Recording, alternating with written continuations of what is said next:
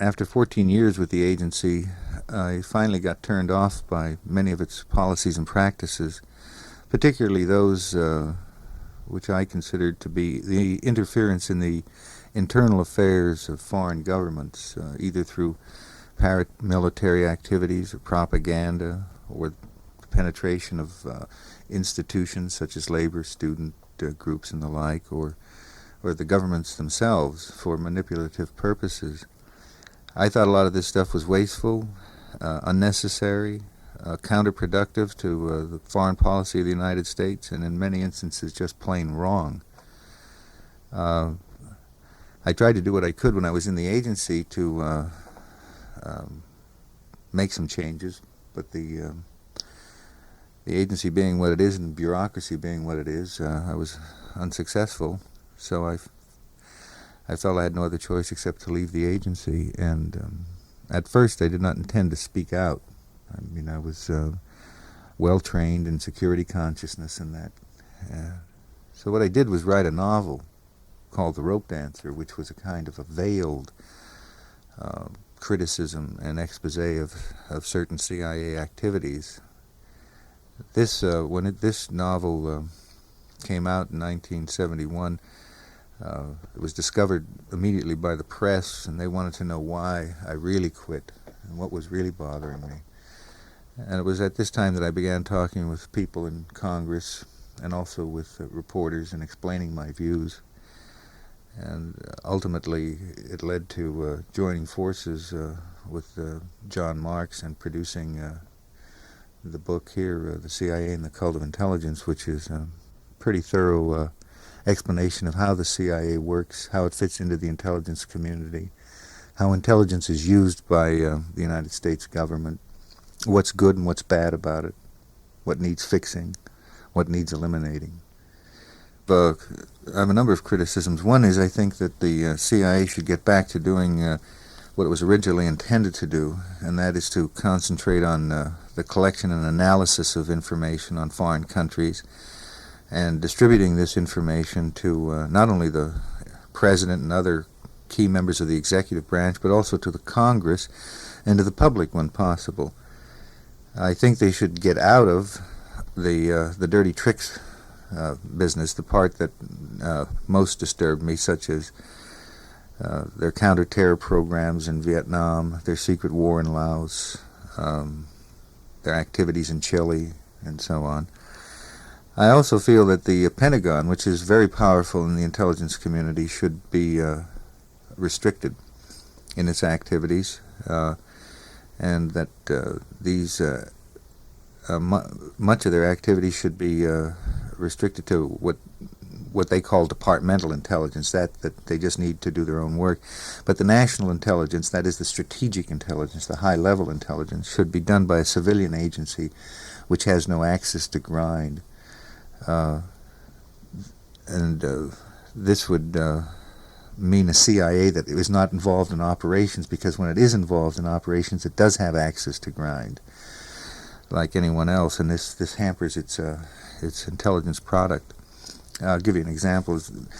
During the Vietnamese War, the director of CIA is responsible for both the analysis and operations. He has people telling him that the war is a lost cause. There's just no way we can win. The Viet Cong are not going to quit. At the same time, he has operatives telling him, look, let's come up with this new program here to get at the Viet Cong infrastructure. You know, we can assassinate their leadership in the villages, and this will, cut off their heads, so to speak, and we can pacify certain areas of the country in doing this. So then he has to go forward to the president, and since he represents the whole agency, he has to tell a man like LBJ, on one hand, that you're losing your fanny in Vietnam, to which LBJ says, I don't want to hear that kind of talk. I'm paying you to do something about it. So then he has to say, well, we've got new programs out there, we're going to be able to manipulate the next election and keep Chu in power, or we're going to be able to do this out in the villages or that. So he has to lean one way or the other, depending on the pressures that are on him. and since he reports really to the president, this is in a situation like this, he tends to be more operational oriented. Besides, most directors of the CIA are ex-operators. I mean, Dulles was a clandestine operator, Helms was a clandestine operator, and now the new director, William Colby, is also a former clandestine operator. In fact, he was the guy that ran the Phoenix program in Vietnam. Did you take any steps to protect yourself from possible reprisals by the CIA? I first went to Congress. I first began to talk to people up on the Hill, various senators and congressmen. The CIA knew this, and I made sure they knew this. So that was an immediate form of protection. Secondly, when I saw things weren't going to go that well up in Congress, either because of apathy or those congressmen who were interested didn't have the clout, when I went public very quickly with a series of interviews with reputable, well-known reporters, and so that the material was printed, in the New York Times and the Washington Post, even in U.S. News and World Report, believe it or not, did one of the first big interviews. And that was a form of built-in protection, because I had surfaced immediately and openly, and now the agency was faced with dealing with me in that fashion. And what they did was they began to follow me around. They began to tap my phones. They began to discredit me behind the scenes by bad-mouthing me, where it really counted, in the certain congressional circles and journalistic. Can you give me some examples of that? Well, yeah. They would tell people that various reporters, have come back and told me what has been said. They say that, oh, he's a drunkard. Don't pay any attention to him. They would say, and that will work with some people. You see, other reporters would say, well, you're crazy. I've been with him for 2 or 3 days. And, he's not. I would do an article, say, for a certain magazine. The director of CIA would find out about it. He would call the publisher of the magazine and say, look, this guy, so, he's just a bitter, sour grapes and that kind of stuff. You don't want to give him any encouragement, do you? The publisher would say, no, I don't like the article anyway, so I'll kill it. They went to one publisher in New York. They sent a very high-ranking man up there and said the reason I left the agency was I was bitter because I hadn't been made deputy director.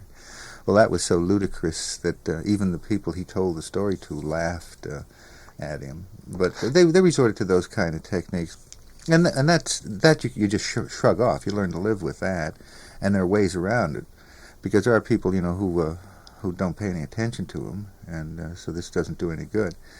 But they began to do things which I can't prove, of course, but I'm convinced in my own mind. They attempted to entrap me, which is, of course, the best way to discredit somebody, and this is to put people in touch with you who are say that they're representing foreign governments or foreign organizations, and get you to deal with them, so that they can then spring it on you and say, see, this guy was perfectly willing to deal with these kinds of people who were, could have been KGB agents or East German intelligence service. So what I would do, every time I'd get a letter to this effect, we would like you to come to Berlin to talk to you about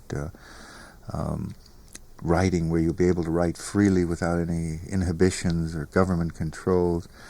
Or when strange people would call me up on the telephone and say, put ad in newspaper on such and such a night, this way and that way, and I will contact you. Well, every time I got one of these contacts, I would just simply turn it right over to the agency's chief of security, and I'd tell him, Oz, if it's legitimate, that's up to you guys to follow up on. If it's not, and it's you guys horsing around, knock it off, because I'm not going to fall for it, and I'm going to play it straight, and I'm going to play it straight. After a while, I think they came to the conclusion that, well, he is playing it straight, and there's just nothing we can do about it, and so we're going to have to play it straight. And that's when they went to court and everything, and got me on this technicality that my secrecy oath was the equivalent of a contract in perpetuity, binding me forever from revealing anything about the intelligence business without the approval of the CIA. I wanted to argue on broader grounds of national security. Is what I'm going to say harmful to the national security or not? They didn't want to argue on those grounds. They wanted to argue on these technical grounds.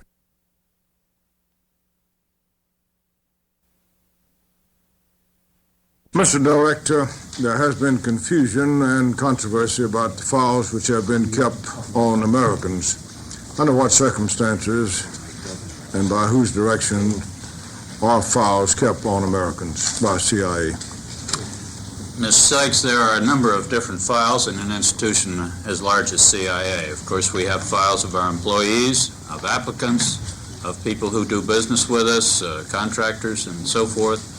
We have files for clearance of people who are given access to our sensitive intelligence. If somebody is working in another part of the government and has a reason to those files haven't been controversial. Those have not, no, but I'm trying to respond. There are lots of different files. The files that you are particularly referring to, I believe, Mr. Sykes, are those that were collected during the counterintelligence program that was conducted from 1967 on.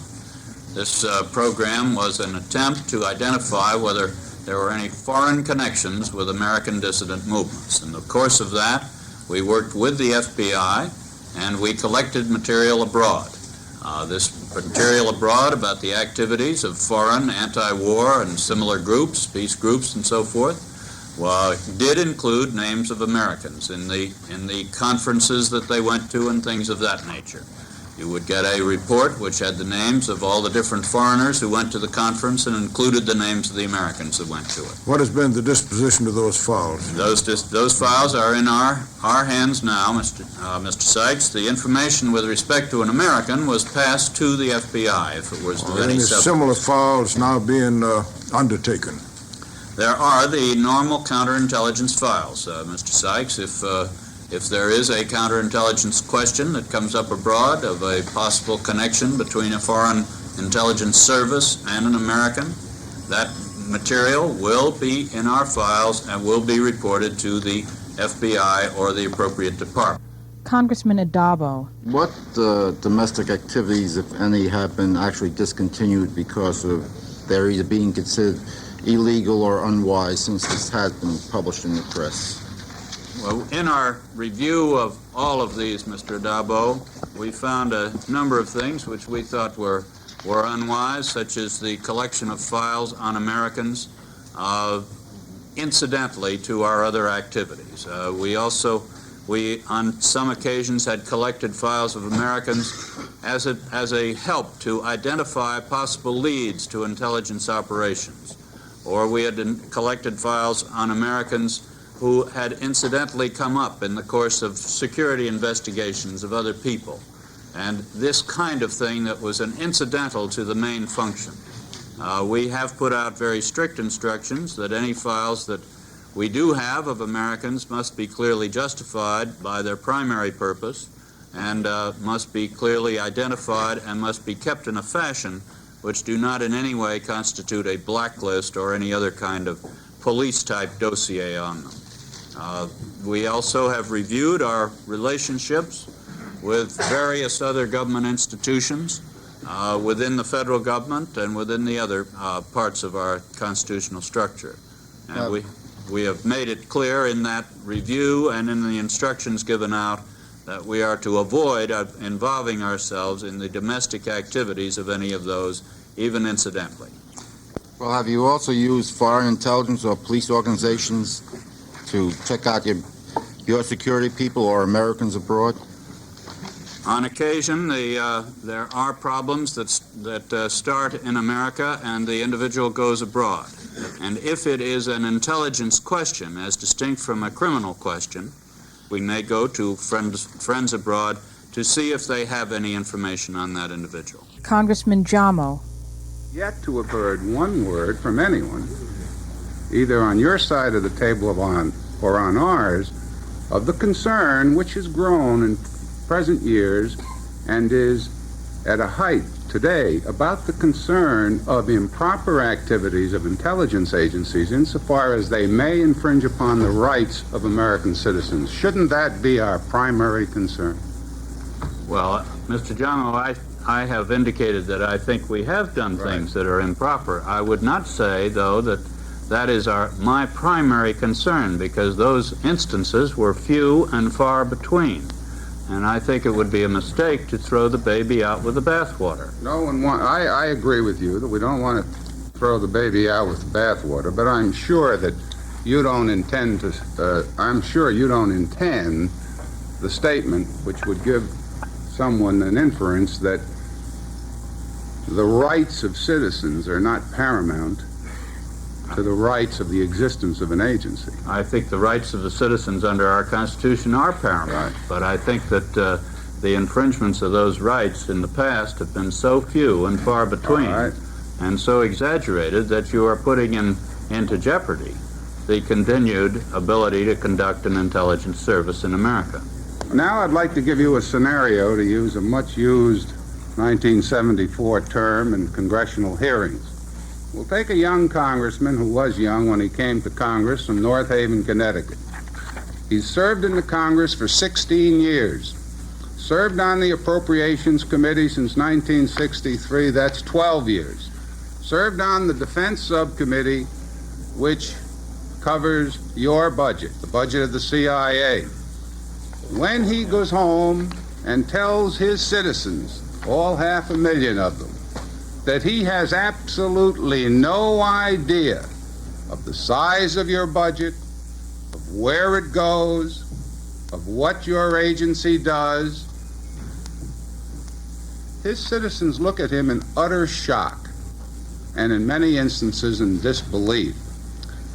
Now, would you comment on that as to whether you think that that is adequate oversight by the Congress of your budget, of the fact that your budget, as you know, is concealed in the Defense Appropriation Bill and cannot be identified, nor can the various functions of it be identified. Also of the fact that in a 55-man committee, I believe there are 5 members who have oversight over the CIA. Would you comment as to whether you think that is adequate oversight by the Congress and whether or not it should be of concern to us today in view of the conditions which prevail? Mr. Jamo, I think my only area of comment is whether the committee has exerted oversight over me. The number of people included on the committee is a matter for the Congress to determine. I'm afraid that particular argument goes for all the other members of the Congress too, and the Congress does operate on a committee system. If there is some change desired, I've indicated many times that we will adjust to it.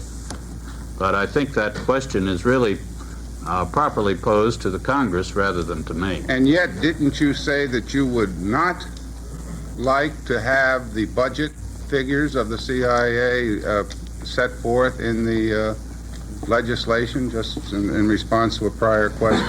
I would prefer that I would counsel against publishing those figures. That was a different question than the one you raised, I believe, Mr. John. You would have no objection to our publishing, or setting forth in our legislation and report the amounts of monies given to the CIA. I believe I said, Mr. Jamo, that I would counsel against publishing it in that fashion. What about activities which you perform, particularly in the area of covert activities? Would there be any objections to advising us of those activities before the fact rather than after?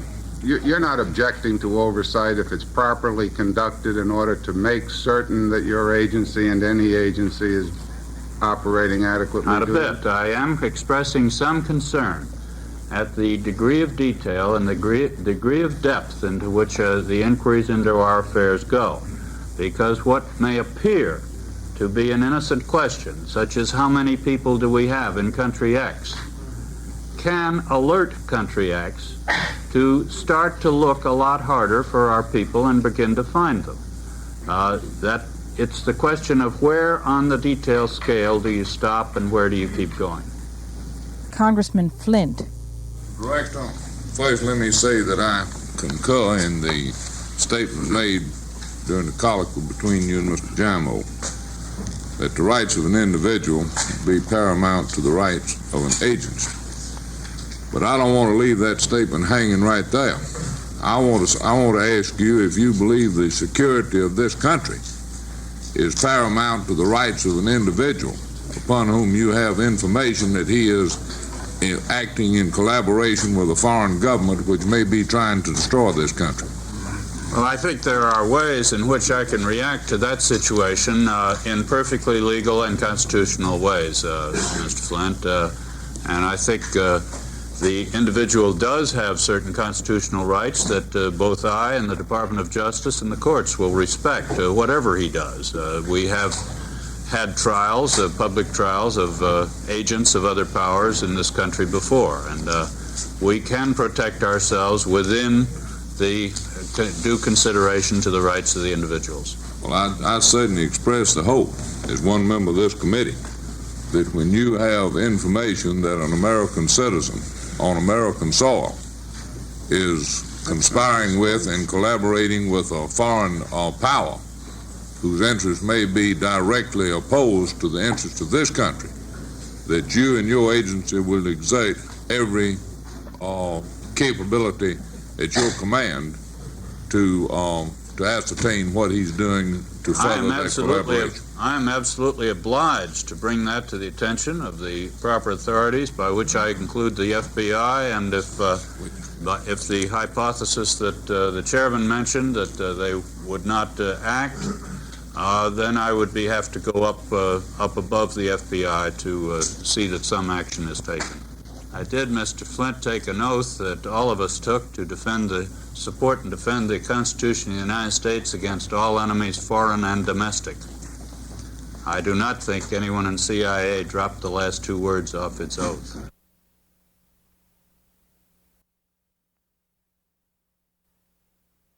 We've got a full-scale scandal on our hands in this country now concerning the CIA. And the CIA is complaining to a lot of people that it's hurting their morale, it's hurting their operations.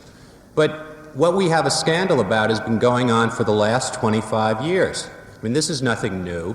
What's new is that the public perception is that it's scandalous to have a CIA doing what it's been doing for these years.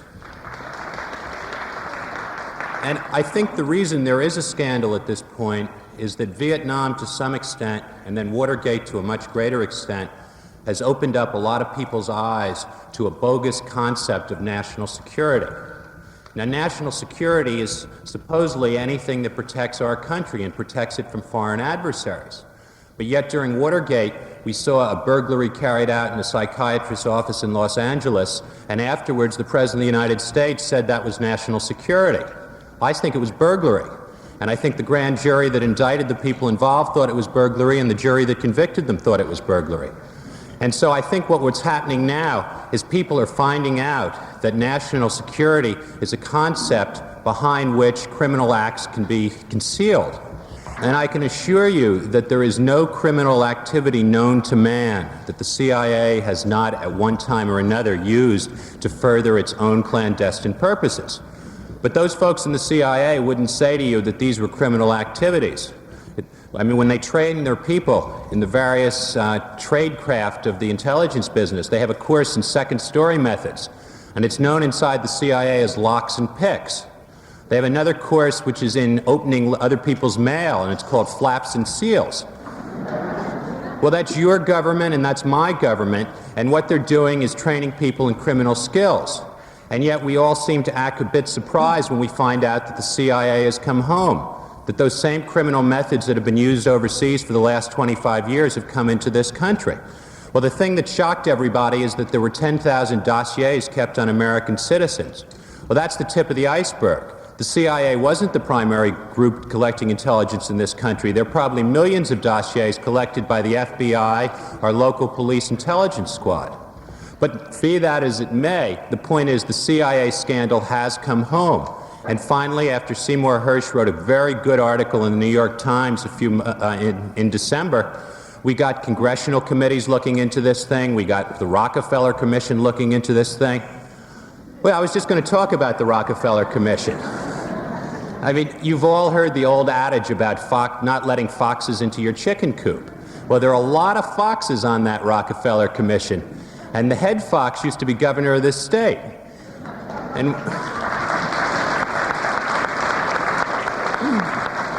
And when Jerry Ford set up the Rockefeller Commission, he said with great sanctimony that it was important to have people who didn't have any connection to the CIA on the commission. Well, I don't even have to tell you about Rockefeller. You might not know that during the 1950s, Rockefeller was also advising the President of the United States on intelligence and CIA matters. And then for years, Rockefeller was on the President's Foreign Intelligence Advisory Board, which was supposed to be stopping the kinds of abuses that Seymour Hersh exposed and now Rockefeller's investigating. There's some other members of that commission, too. There's a man from the AFL-CIO. It's hard to say AFL-CIA or CIO. It's not so easy to know the difference. And Mr. Kirkland is the number 2 man in that organization. He's on the Rockefeller Commission. And I can tell you that the AFL-CIO for the last 25 years has been fronting for the CIA in overseas labor activities, has been deeply involved with the CIA, and that's something that some of its members should try and get into at this point. And there are a few other members of that commission who you would not say are free from sin in their past activities as far as the CIA is concerned. I mean, almost to add insult to injury, they made the chief counsel of that commission somebody who had extensive experience on the Warren Commission. Well, I mean, let everyone judge what that means. But I am more optimistic about some of the other investigative efforts that are going on at this point. For one, the reasons are fairly complex, but the fact is that both the Senate and the House now have committees that are going to be looking into the intelligence community. Well, they always did have committees in both bodies, except they really didn't do much except protect the CIA from outside criticism.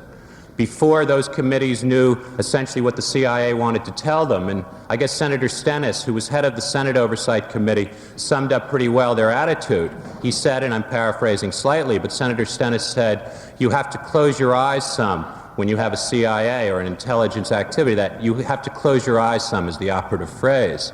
And that has been the attitude of the Congress, because national security was something that couldn't be tampered with, that somehow was thought to be the province of the executive. Well, now that's changing. And I think that Senate committee is going to find there have been an awful lot of abuses committed in the name of national security. Now, over in the House of Representatives, you have Congressman Nedzi heading the special committee to investigate the CIA and the other intelligence organizations. And there's a man who's had some problems on that subject over the years. He was chairman of the Oversight Committee in the House that existed in the olden days. Now, he was limited by not being allowed to have any staff at all and by serving only at the sufferance of Chairman Hebert. But there are a lot of good other members of that committee, and perhaps they're going to be able to get to the bottom of this thing. I think it's awfully important. There's another issue we should throw out here. Not only does the CIA get $750-odd million from the Congress every year, but the CIA has a whole network of proprietary or false front companies. There's a holding company, which is a CIA holding company called the Pacific Corporation, which has a whole web of airlines under it, and this is just one of them. And those CIA false front companies are supposed to live their cover, and that means doing business with the American public and publics in foreign countries. And so the CIA has one of the largest networks of airlines in the world, flying under such brand names as Air America, Southern Air Transport, Intermountain Aviation. But why this is important in a budgetary context is that these CIA proprietary companies receive revenues in the hundreds of millions of dollars every year, and that money is plowed back into operations. Now, you all probably know that the Constitution says only the Congress shall appropriate funds. It says nothing about intelligence agencies raising their own funds on the local market or in the open market. And I think that's something that really has to be looked into, because I could conceive a day when the CIA budget was cut by Congress and so they increased their commercial activities. And I think the time has come to eliminate some of these special exceptions for the CIA's budget. I want to tell you a story that Philip Agee tells in his book. Philip Agee is an ex-CIA operative who was in Latin America for 9 years before he decided that that wasn't the way he wanted to spend his life. And he talks of being down in Uruguay. and sitting in the office of the local police captain, who is his and the CIA's principal liaison in the local Montevideo police force. And Agee had just given to this police captain a few days earlier the name of a prominent communist who the CIA had fingered through its own clandestine methods. And while Agee was sitting in this police captain's office, he starts hearing screams down the hall. And I think he knew what those screams were. It was a man being tortured. And he got this awful feeling that it was the same man being tortured who he had fingered to the local police. And he didn't want to say anything because it was very important to the CIA to maintain close liaison with the local police. It was a source of information, it was an operational source, and everything of that sort. And the local police captain started turning up the radio a little bit louder as the screams got louder. Agee just sat there silent, very disturbed. And the police captain kept turning up the radio and not saying anything. Well, it turns out that man being tortured was the same guy that Agee had fingered to the local police, that those police had been trained by the United States, that a lot of their operations were funded by the United States, and that those were our boys doing it. Now, it wasn't any American member of the CIA doing that torture. The Americans were passive bystanders, and they didn't like it. But I think that story has some meaning for all of us, because we've kind of been sitting by idly while folks were turning up the radio. And it's about time that we all took some responsibility for what our own government has been doing, because that is the U.S. government and the Central Intelligence Agency, which is very much one of its parts. It is our government that's been doing this kind of stuff around the world and now at home. And we've got a golden opportunity in front of us at this point to change that system. I mean, the press is ready, the public is ready, the Congress may even be ready. And I think if the pressure is kept up, then maybe we can turn the radio down a little bit, and there's going to be a little less of that kind of stuff committed in our name all over the world. Thank you.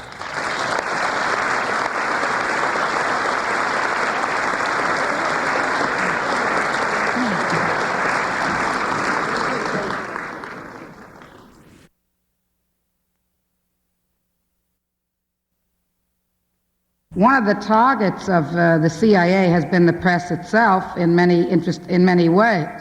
They, among the various indices that the CIA keeps, and by the way, I heard some gentleman here speak about $750 million, just to maintain the indices that this CIA maintains, which includes millions of names, millions. There are biographical indices of names of individuals who are foreign, from every field of life. There are then names of U.S. citizens, and then there are residents and aliens, and anybody that's not a citizen is, of course, very suspect. Then there are data information files, then there are newspaper files, and then there are files just of articles. And if your name happens to be in that file, then you get a folder.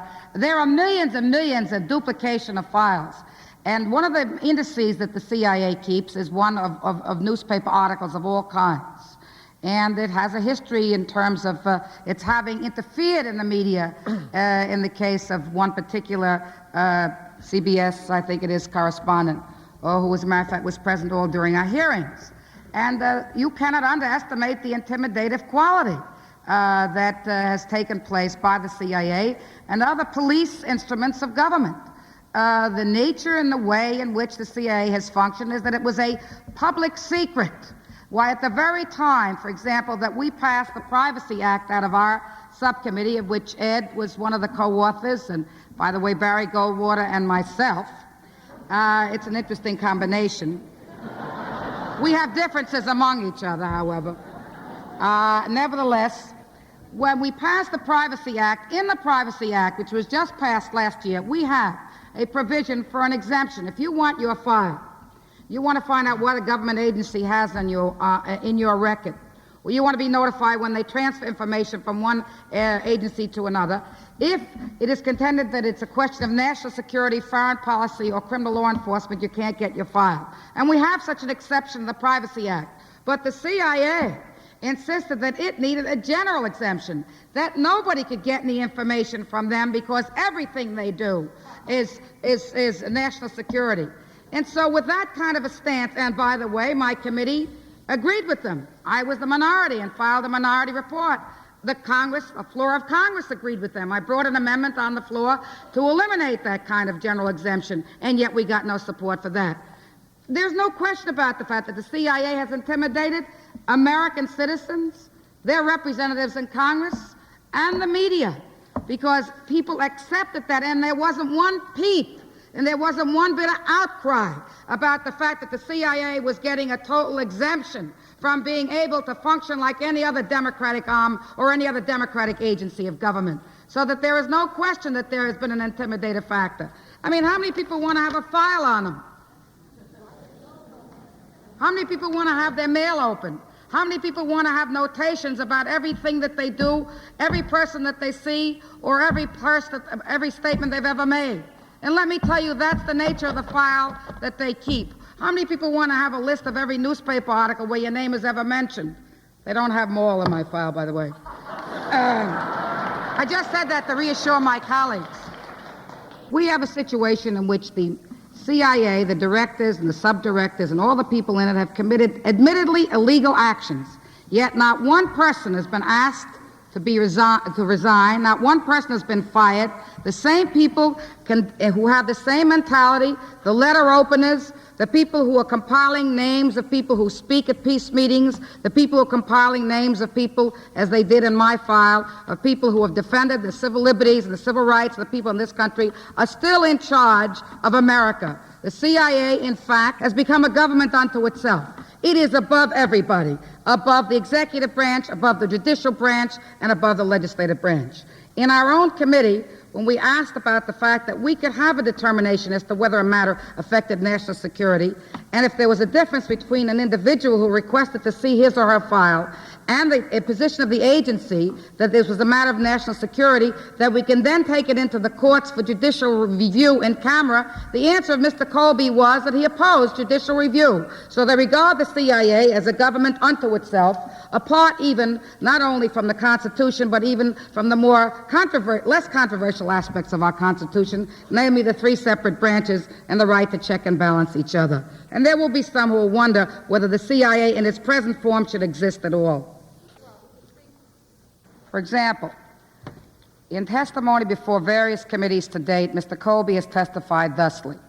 He has said, well, we have a foreign contact, and we believe that we're following or surveilling a foreign representative, or a person that we believe is involved in foreign intelligence that we're interested in securing. Now, if you should happen to get in touch or have any contact with that foreign source, it could be an embassy, it could be a part of a government where there's a civil war, such as the North Vietnamese or the PRG, and if you should happen to come into contact, then you become suspect, okay? Now, in 1972, another member of Congress and myself made a public statement that we were going to Paris and that we were going to see what we could do to create some congressional and public opinion for the kind of ways in which we could get a deeper understanding as to why there were a stalemate in the negotiations to bring an end to the war in Vietnam. We said that we were going to go to Paris because all the delegations were resident there, and that we were going to have communication with the representatives of the South Vietnamese. We were going to have discussions with the PRG, and representatives with our own negotiators from our own government at the time. This was a public statement. It was made public. We had a press conference before we left. We had press conferences and statements in Paris. When we came back, we gave a report to the Congress. It was in the congressional record, as well as to the public. Now, that created a very important item of contact in my file, that I talked to the PRG, that I had dared to talk to the PRG, which was a foreign source, although there is a statement which indicates that there was nothing improper in what I said or did. And as a matter of fact, I probably have the distinction of having been the only one in the country cleared by Mr. Colby, who admitted during the hearings that I had done nothing improper. Now, what do you do with that information? You put it in a file, or do you just forget it? No, they put it in a file. Not only that, so that creates the fact that you have had certain contacts which makes you the subject of a CIA investigation, which they now admit they are no longer doing. They're not continuing the file. On the other hand, in further questioning, in terms of other people, I said, well, what do you do with the information that's not relevant to your foreign intelligence? Oh, he said, well, we give it to other agencies. It's like a grab bag. Your name comes up. It shouldn't be a total loss. You're not involved in any foreign links. We got to do something with it. We have to do something with it. So we distribute it to 17 different agencies. One day the FBI gets a flower. The next day it's the Special Investigated Unit of the Internal Revenue or the Secret Service. By the way, the Secret Service is the next item of investigation in my hearings. They maintain a 250,000 watch list. In other words, there are about 250,000 people whom they survey, theoretically as being possible threats to high men in office, including the presidency. We gave them 20 names, which we selected at random of among peace activists, and said, if these 20 names appear in your computer, then you're in trouble. So they came back and they said, we're in trouble. My point to be made, frankly, is this. You can make a differentiation. Sure, they have a right to investigate whether there was some kind of action that might be against the interests of their country. Let's say that in time of war, just for the moment. But once you find out that there isn't, do you become the guardian of people's ideas, people's actions, people's thoughts, people's beliefs, people's future and present and past? I say no, you can differentiate. And that's what these hearings have got to bring up.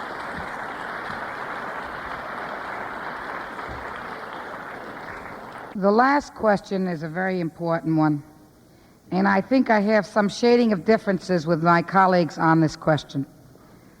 I think the questioner is quite correct in pointing out that over many years nothing has been done about this. But you cannot view the CIA in an isolated sense, as has been pointed out by a number of people on the panel as well as in the audience. Its creation is a direct product of the Cold War. Its creation was a direct product of a determination that was made some long time ago.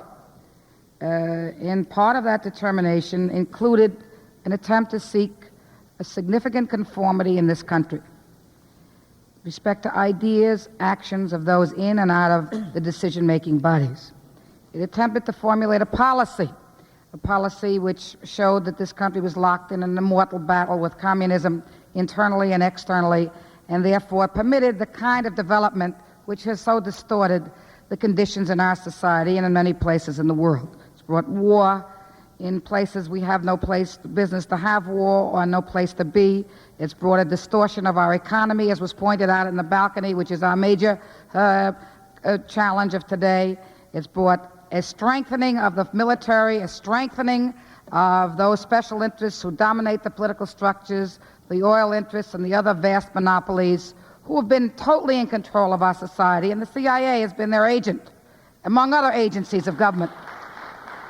And so when you ask the question, how come Congress hasn't done anything about the CIA in these 20 years, you have to ask a lot of other questions. How come the Congress hasn't done anything about rectifying the ills in our society?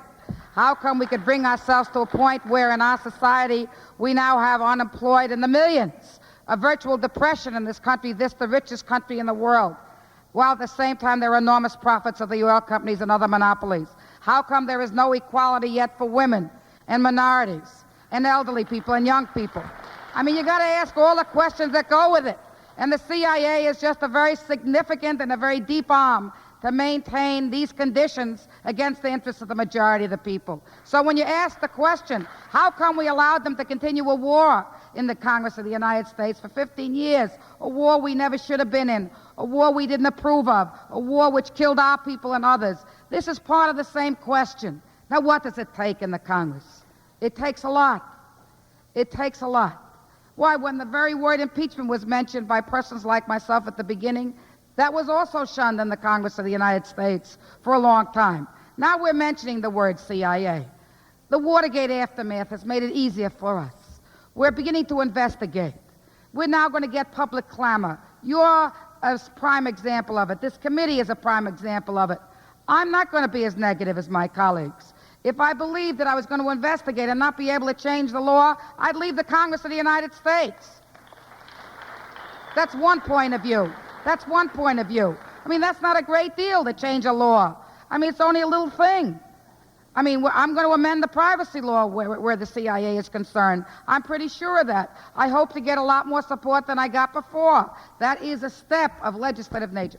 Now, the fundamental issue involved in the CIA in the CIA per se is a question of the definition of national security. Somebody said this here very correctly. I think that definition has to be entirely changed. There's no question about whatever else we do. That also is a related issue. It affects not only the CIA, it affects everything we do. Anything you want to know, they say no, it's national security. Anything you want to know, they say no, it's classified. My committee is also in charge of taking up the issue of the classification system. And we're going to find out whether they can classify newspapers that you read every single day just because it has somebody's name in it and things like that. The question is that if we can develop strong political pressure, strong political movement in this country, to begin to say this country is being ruined by those who would destroy democratic institutions, being ruined by those who would insist on the inequities in our economy, and the inequity in our social institutions, then we can pass legislation which can have agencies of government reflect people. Until now, we've allowed the government to rule us instead of us rule government. And that's why I believe that since the Congress has finally come to grips with the fact that maybe they can give some leadership to change in this country, maybe they will pass some laws. I don't completely share the opinion of both Holtzman and Badillo on this. It is true that there's a tendency of committees to investigate and they're afraid to act. Well, mine is a legislative committee. We're going to act. There are other legislative committees in the Congress. They're going to act. The degree to which we act, the degree to which we have the capacity to act, is the degree to which the people out there organize, make a difference, create some political change, get into action, not only sitting here in the conversation. That's easy. It's easy for you to come here and for me to come here. It's a little harder, but all right. It's not right that you just sit there. You got to get out and organize and make a difference. And the Congress is going to have to reflect you. We have 75 new members of the freshman class.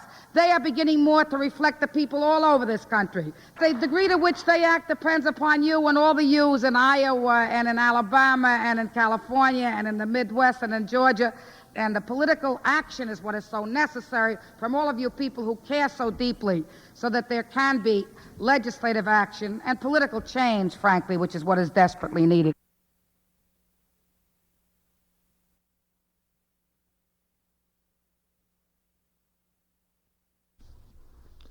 While much has been published recently regarding the CIA's sabotage of the Allende government, there is now evidence that this program began as early as 1964, 6 years before Allende's election to Chile's presidency.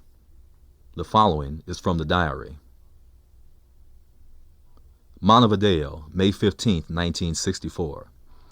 Another nuisance assignment.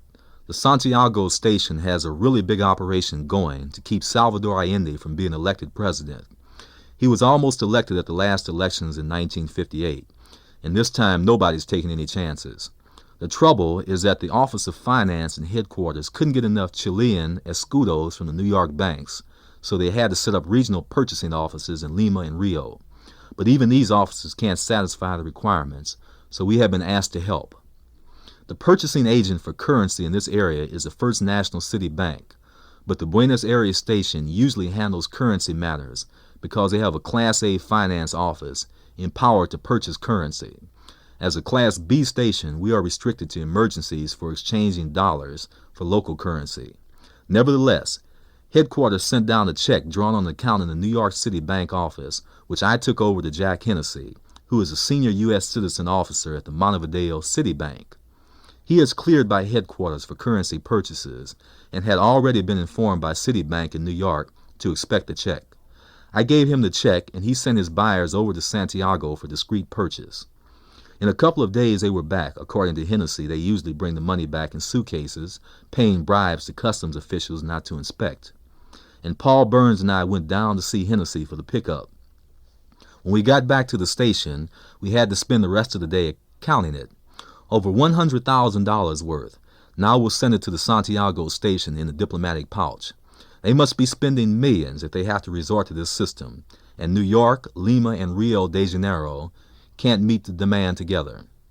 Montevideo, July 20th, 1964. Another purchase of Chilean currency at the Montevideo branch of the First National City Bank for shipping by pouch to the Santiago station. This time, the finance officer who was in charge of the purchasing operations in Lima and Rio came to Montevideo to assist in the pickup from Hennessy and to count the escudos afterwards. This one was also worth over $100,000, and according to the finance officer, is only a drop in the bucket. He says we are spending money in the Chilean election practically like we did in Brazil against Goulart 2 years ago. Montevideo, September 4th, 1964. Returns from the elections in Chile today show Eduardo Frei an easy winner over Allende. Chalk up another victory for election operations. Allende won't be a threat again for another 6 years.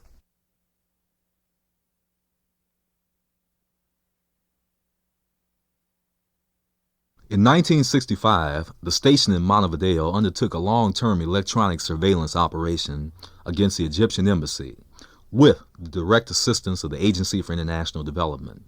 The object was to discover and break the code which the Egyptians were using to relay their important diplomatic messages to Cairo. The diary.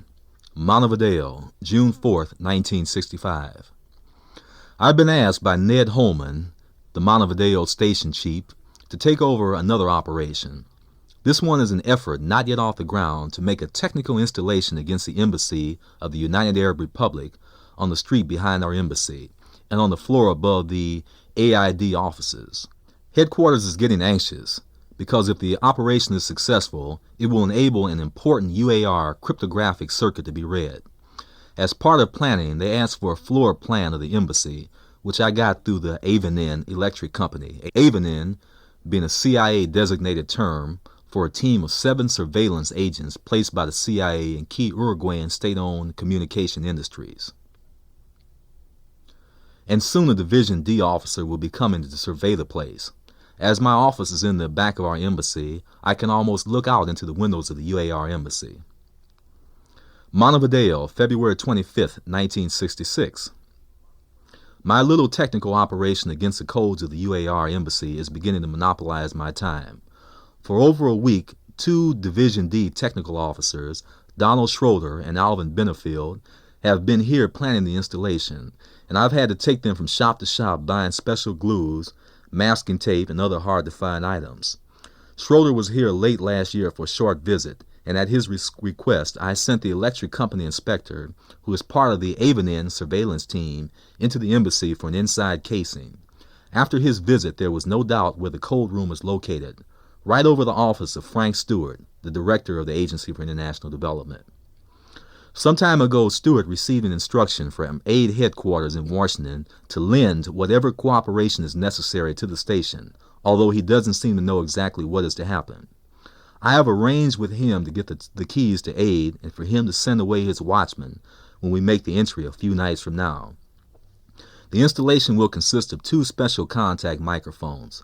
Contact, meaning it is made to pick up direct vibrations instead of air vibrations, as in the case of a normal voice microphone.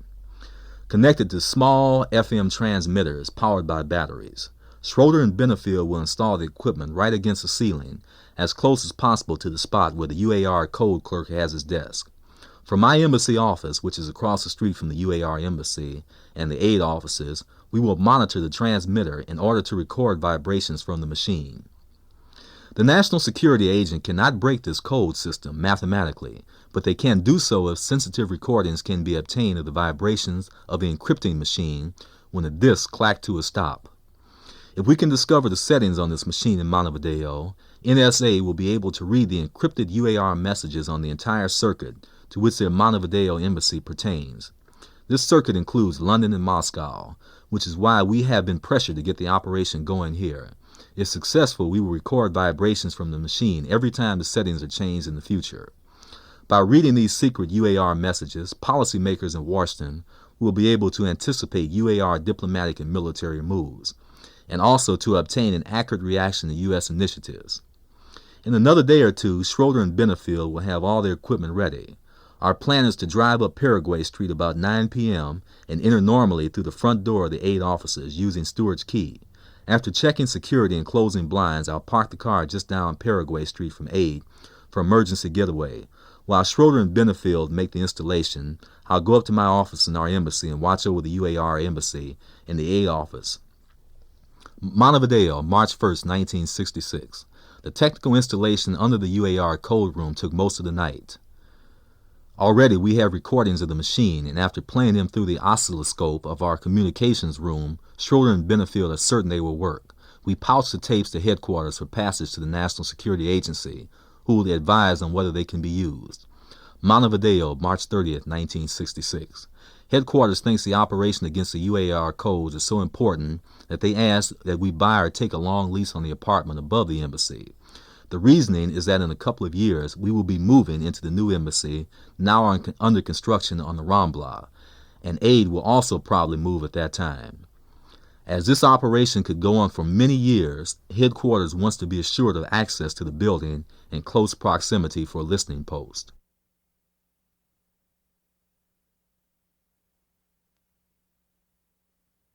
A major weapon used by the CIA to discredit the Cuban government in the early 1960s was a forged document. In most cases, these documents were usually planted by CIA operatives in friendly newspapers and always attempted to link the Cubans with guerrilla or terrorist activities in a particular country. In the case of Peru, the technique worked to perfection. The diary. Quito, December 30th, 1960. Peru's breaking relations with Cuba today hasn't helped prospects for the upcoming Inter-American Conference. The break is partly the result of a Lima Station operation in November. The operation was a commando raid by Cuban exiles against the Cuban embassy in Lima, which included the capture of documents. The Lima Station inserted among the authentic documents several that had been forged by TSD, Technical Services Division, including a supposed list of persons in Peru who received payments from the Cuban embassy totaling about $15,000 monthly. Because not many Peruvians believed the documents to be genuine, the Lima Station had great difficulty in getting them publicized. However, a few days ago, a conservative deputy in the Peruvian Congress presented them for the record, and yesterday they finally surfaced in the Lima press. Although the Cubans have protested that the documents are apocryphal, a recent defector from the Cuban embassy in Lima, present during the raid and now working for the agency, has confirmed that the TSD documents are genuine. The conservative Peruvian government then used the documents as a pretext for breaking relations with Cuba. Gustavo Salgado, the well-known columnist, is placing most of this material for us, and he also arranged for a replay of follow-up propaganda about the exile assault on the Cuban embassy in Lima last November. The commando leader has recently been interviewed by the Agencia RB Latinoamericano news service, which is a hemisphere-wide propaganda operation of the station in Santiago, Chile. He said that other documents captured during the raid, besides a list of Peruvians paid by the Cuban embassy in Lima, revealed that Cuba was using certain Peruvians and Ecuadorians in the hope of setting off an armed conflict between the two countries, which in turn would prepare the atmosphere for a communist rising in Peru. In his column today, Salgado rehashed the background in the interview and called for the publication of the names of Ecuadorians working in this Cuban adventure. The other documents are, of course, also agency-produced. The purpose of the campaign is to prepare public opinion so that reaction to the Cuban invasion, when it comes, will be softened. Other stations in Latin America are doing the same.